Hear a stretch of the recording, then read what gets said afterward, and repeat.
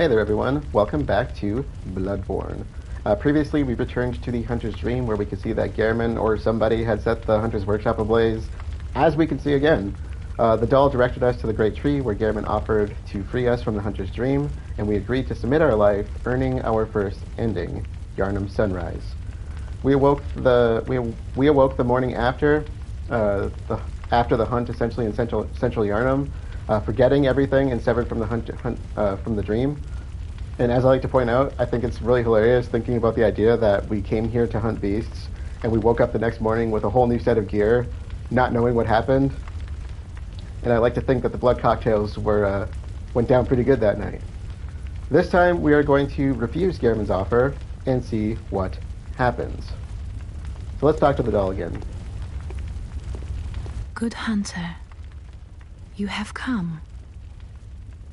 Dawn will soon break. This night and this dream will end. Gehrman awaits you at the foot of the great tree. Farewell, good hunter. May you find your worth in the waking world.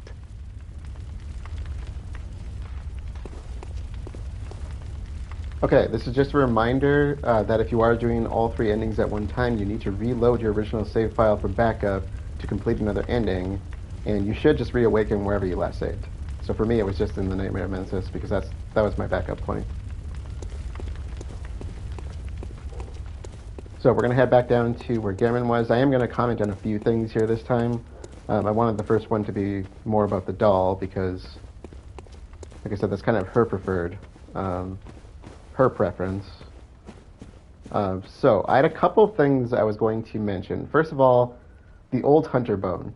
In fact, I probably should have mentioned this back at the workshop, but the old hunter bone that we found at the tombstone that leads to the hunter's nightmare says the bone of an old hunter whose name is lost. It is said that he was an apprentice to old Gehrman and a practitioner of the art of quickening, a technique particular to the first hunters. It is most appropriate that hunters, carriers of the torch, who are sustained by the dream, would tease an old art from his remains. The reason I'm referring to that is that the old hunter's bone in the original Japanese lore did not have a specific male versus female pronoun. So there was no male in the hunter that actually left the bone behind. And that it could have belonged technically to any of the old hunters, but there's a lot of people that believe it may have belonged specifically to Maria for a couple of reasons. First of all, if that was Maria's tombstone, it was the closest tombstone to the Hunter's Workshop, and it is specifically watched over by the doll a few times throughout the game. If you may have noticed that she occasionally moves up to that tombstone. So I personally would agree with that. I know a lot of people have pointed that one out, that they believe the old hunter's bone was hers. And if you do fight her, she's an old hunter, so she uses quickening. And Gehrman was really, I don't know if he was necessarily, I don't think he was in love with her in the sense of like a relationship, but I think he loved her in the sense of like maybe a father-daughter relationship, or who knows, maybe they were close in that way. But he really cared about her, and that's why the doll is meant to look like her. You know, she was designed with that in mind. The reason I'm bringing up tombstones is because if you look around this place, there are literally tombstones everywhere. And specifically, somebody went through and counted these, and if the number is right, there are 360 headstones in the garden. So I'm going to bring that up later for a reason. And if you've played any Soulsborne games ever, you probably know what I'm getting at with that. But let's go and talk to Gehrman again.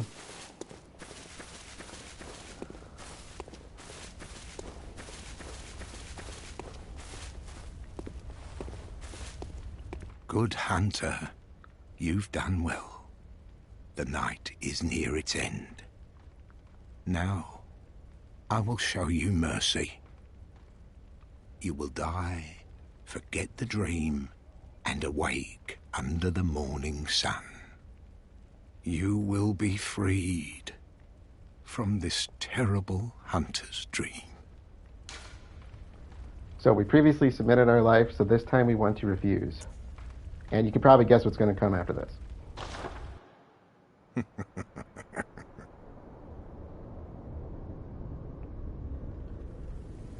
Dear old dear. What was it? The hunt? The blood? Or the horrible dream?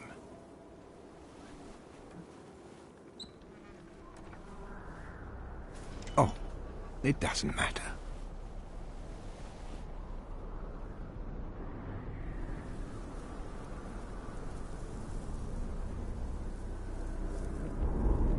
It always comes down to the hunter's helper to clean up after these sorts of messes.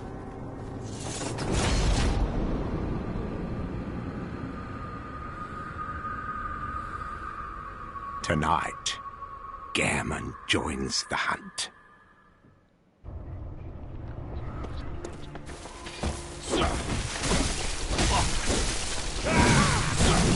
He hits hard, no joke, even at my current level.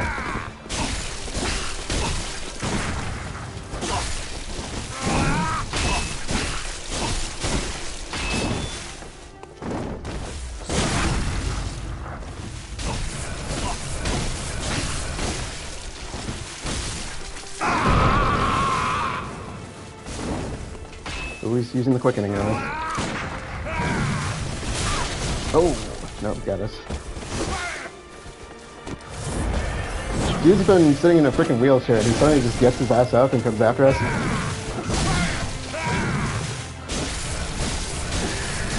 This is like what's his name from Willy Wonka.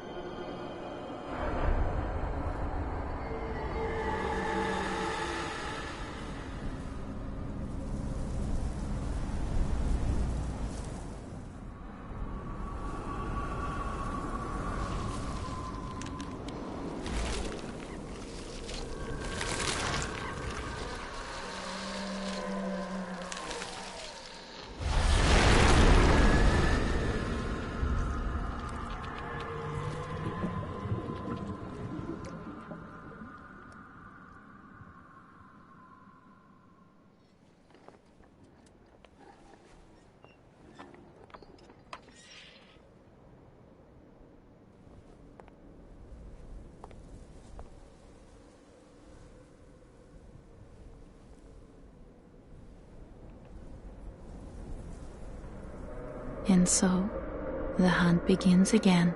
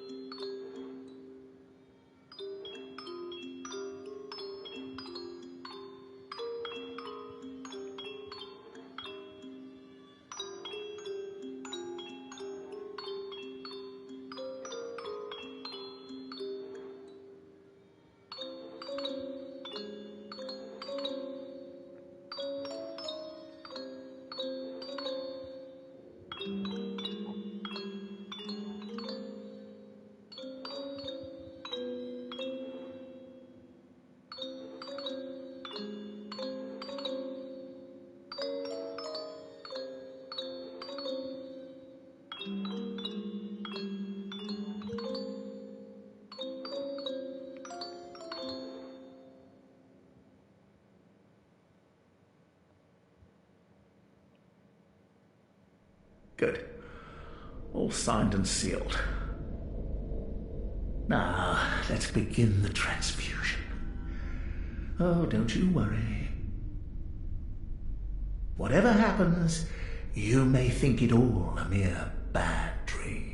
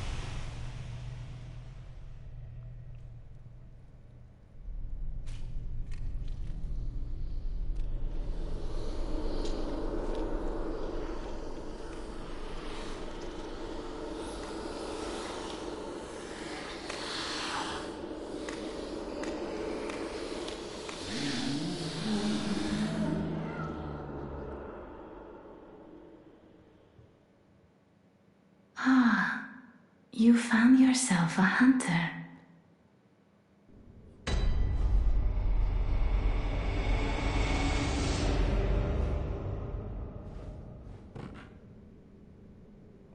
All right, so that was the second ending, referred to as Honoring Wishes, which is stated as captivated by the moon presence, you pledge to watch over the hunter's dream. Whether the honoring wishes part is pledging to watch over the hunter's dream, or, my thoughts, replacing Gehrman, essentially severing Gehrman from the hunter's dream. I'm not entirely sure which it's supposed to be, but I would imagine it's severing Gehrman from the hunter's dream. So, just some notes I took on Gehrman and the hunter's dream itself. If you read the description of the third umbilical cord that was found in the abandoned workshop, it states first of all, the common, every great one loses its child and then yearns for a surrogate. The third umbilical cord precipitated the encounter with the pale moon, which beckoned the hunters and conceived the hunter's dream. So what most people seem to think happened, and I would agree with this, is that Gehrman called on the Great Ones using a third umbilical cord, the one that we found in the abandoned workshop, very similar to how Mikolash did so with Murgo and ended up creating the Nightmare of Mensis, except that Gehrman was imprisoned in the dream by the creature we could see at the end, which is referred to as the Moon Presence. And if you go back to Gehrman's dialogue, he clearly does not want to be there, because you can hear him kind of pleading to be released whenever you find him sleeping. So it's thought that Gehrman called upon the Moon Presence after the old Hunter's Workshop was abandoned and then replaced by the Healing Church Workshop. And one more note on Gehrman himself. You probably couldn't see it because of the angle, and I'll try to look more clearly next time. But both Maria and Gehrman, when they die, both reach to the sky as they kind of fall forward, which I thought was kind of interesting. I think it was Vati that pointed that one out. Now, the Hunter's Dream is kind of an interesting point then, because the Hunter's Dream is essentially a whole different type of nightmare if you look at it from Gehrman's perspective. So there's been suggestion that countless hunters have passed through the dream, and I think it's the doll that specifically says that. The tombstones further imply that because we became a tombstone if we submit our life, and the dialogue with other hunters, such as Eileen and Jura, indicate that they have been through there as well. So the idea of the hunter's dream is kind of implied by slaying the nightmare as far as to what its purpose is. So the purpose of the hunter's dream is essentially seems to be slaying nightmares, or by association other great ones, is kind of a common thought. Or particularly another thought from me is that maybe it was specifically meant to slay the Nightmare of Mensis specifically. I'm not entirely sure on that. Now, One point on Great Ones is that they are commonly referred to as extremely powerful and multidimensional cosmic beings that function on, I think it's called, transcendental planes of thought. But one thing to keep in mind about them is that they are still beings that can be killed because we've done this, just like the rest of us. And so one thing to keep in mind is that they have their own motives as well. Now, the moon presence is thought to be a great one. We will learn more about it in the next ending. But the moon presence is thought to be a great one that may be aggressive or hostile to other great ones for whatever reason. Or, in my thoughts, at least hostile towards the Nightmare of Mensis. Now, previously, before we had fought Gehrman, I mentioned that there were supposedly 360 tombstones of hunters that have been severed from the dream, as counted by somebody, apparently at some point. I don't know who did that. And the reason I kind of brought that up is if you listen to the doll's words, she said, and so, the hunt begins again. So 360 tombstones, and if we refuse Gehrman's offer, we essentially become the new Gehrman. And I kind of liken that to a common Soulsborne theme of things coming full circle, essentially. So we became the new Gehrman in that ending. All right, that was a good place to close things out. To recap, we met with Gehrman at the tree once again. However, we refused his offer to free us from the hunter's dream. Refusing the offer inevitably led to a fight against Gehrman, the first hunter. After defeating Gehrman, we were approached by the moon presence and essentially took Gehrman's place, imprisoned and watching over the hunter's dream. I would consider this to be the bad ending, quote unquote, since it was clear that Gehrman was imprisoned and we have essentially taken his place by slaying him. Though I do appreciate how things have come full circle with us taking over and ending at the beginning of another hunt. More on that later. From the description of the third umbilical cord that we found near the doll at the old abandoned workshop, it sounded as though Gehrman attempted communion with the Great Ones, assumably after the Healing Church workshop replaced his, because there would have been nothing left for him after that. And then Gehrman was successful as he apparently caught the attention of the moon presence and was imprisoned thereafter, where he watched over the hunter's dream. The true purpose of the hunter's dream is thought to be for hunters to essentially slay other great ones, or at least to slay the Nightmare of Mensis, more specifically, as far as we know, in the name of the nameless moon presence. See what I just did there? This has been suggested since the hunter's workshop was set ablaze immediately after slaying the Nightmare of Mensis, which could suggest that the moon presence may be aggressive towards other great ones, or that it's at least aggressive towards the Nightmare of Mensis itself. There are a few times where I brought up the true intentions of the great ones, and how I did not think that kin great ones, such as Ram or Evrietas, I didn't really think that they were truly malevolent. Along with like the true great ones like Kaz, who seem to be helping the villagers of the fishing hamlet. None of them attacked us unless we made a move first. Meanwhile, you have other great ones like the Amygdala and the Brain of Mensis, which were more willing to attack us on sight, just as far as us approaching them. And yet the Brain of Mensis turned around and gifted us a Kill rune after we made contact with it. So who knows what's going on with these things. Like I said, they're beings just like us. So, while the great ones are often referred to as godlike beings, they're still beings that can be killed and seem to have their own motives, malevolent or not. And so maybe we'll learn more about that with some coming thoughts that I have. Now, how to get the first two endings is very obvious, since Gehrman gave us two choices, one for submitting our life or one for refusing. However, the third ending is somewhat hidden, unless you go researching it online and get information from others. Without knowing anything about the story, there is one piece of crucial information that we learned by refusing Gehrman's offer, that he was imprisoned by the moon presence. If you have been reading item descriptions and notes and things that you find throughout the game, then there should be, that should explain how we get the third ending. Therefore, we will look over that information next time and see what happens in the proverbial hidden ending. With that being said, let's close things out. I will be continuing for the night, so if you're here live, stick around. Otherwise, thank you all for joining, and I will see you all later.